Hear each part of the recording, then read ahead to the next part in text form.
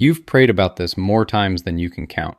You've named it, surrendered it, cried over it, gone quiet about it, and picked it up again. And it's still here. That's the part almost nobody says out loud in church. Not the doubt, not the desperation, but the tiredness. The specific exhaustion of asking God for the same thing so many times that you've started to wonder if He's even listening, or if the problem is you. I want to sit with you in that for a few minutes, because Scripture has more to say about the struggle that stays than most of us have been taught. And what it says is not try harder, and it's not just be patient. It's something honest enough to actually hold your weight. Let me say one thing clearly before anything else. The fact that your struggle has not been removed is not proof that God has abandoned you. It feels like proof. When you've knocked on the same door for months or years and it hasn't opened, the silence starts to sound like a verdict. But feeling far from God and being far from God are not the same thing. The psalmist who wrote, "The Lord is close to the brokenhearted and saves those who are crushed in spirit," was not describing people whose problems had just been fixed. He was describing people still in the middle of being crushed. Nearness, in Scripture, is not the reward for the struggle ending. It's the promise inside the struggle that hasn't ended. So why does God leave some things unresolved? Let me be careful here, because this is where a lot of teaching goes wrong. I'm not going to tell you that every hardship was personally handed to you by God for a hidden reason. Some struggles are just the wear of living in a broken world. Some are the weight of other people's choices. Some are your own body or your own history.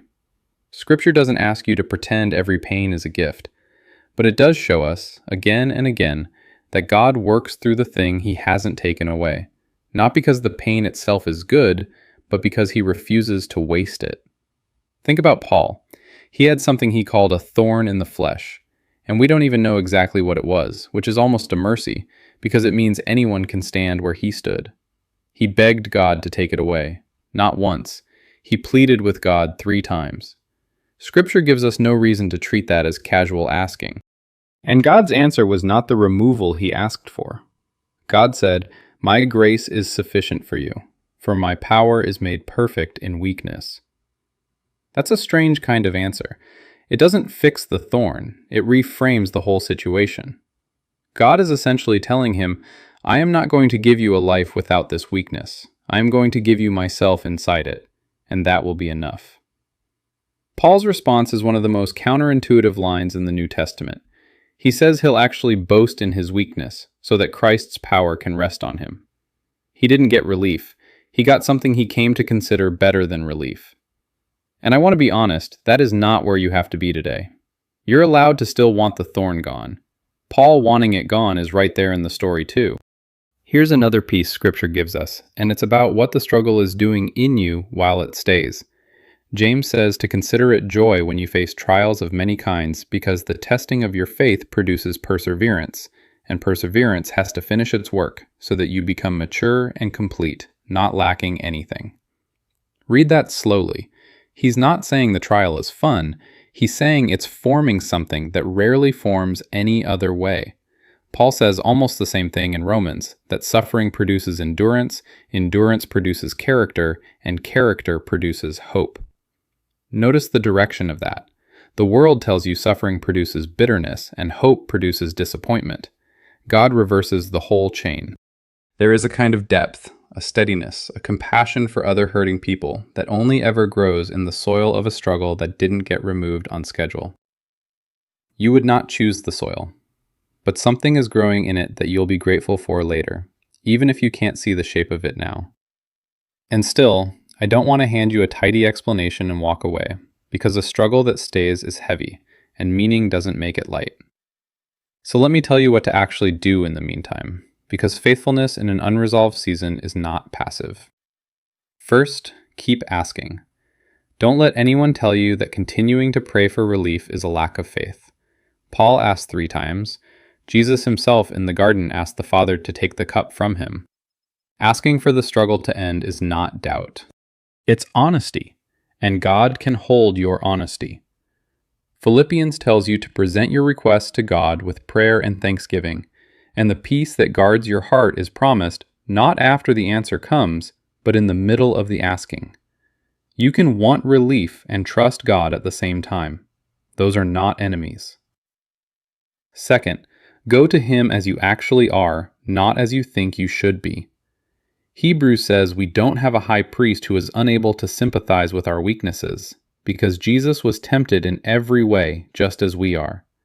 So we're told to approach the throne of grace with confidence, to receive mercy and find grace to help us in our time of need. Not once you've cleaned yourself up, in your time of need. The struggling version of you is exactly the version invited to come close. Third, and this matters, make sure the struggle you're enduring is one God is actually asking you to endure, and not one He's asking you to walk out of.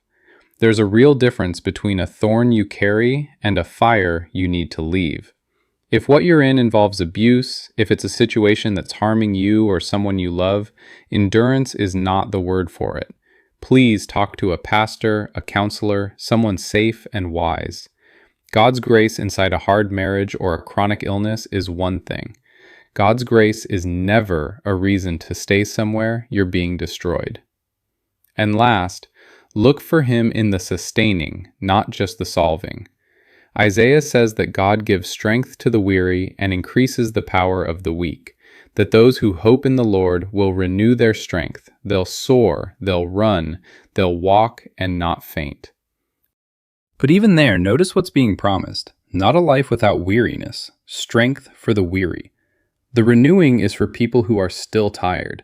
God doesn't always remove the limit, but again and again in Scripture, He meets you right at the edge of it. The manna in the wilderness came one day at a time. It was never a stockpile. It was always just enough, and it came again the next morning. And that daily just enough was the entire point. So if you're sitting there tonight with something that hasn't lifted, hear this. Your struggle stay is not the same as God leaving. He has not gone quiet on you. He may be doing the slower, deeper, harder to see work of holding you together and shaping you through the very thing you keep begging Him to remove, while still walking with you toward a healing that may yet come, in this life or the next. Keep asking, keep coming close, and let today's grace be enough for today, because it will be there again tomorrow. If you're carrying something like this right now, I gently invite you to do one thing before you go. Name it to God, honestly, in one sentence. Not a polished prayer, just the true thing. And if it would help, you can write that one sentence in the comments, even just a few words, so we can pray for one another here. If this gave you something solid to stand on today, subscribe and stay with us, and we'll keep walking through the honest parts of faith together.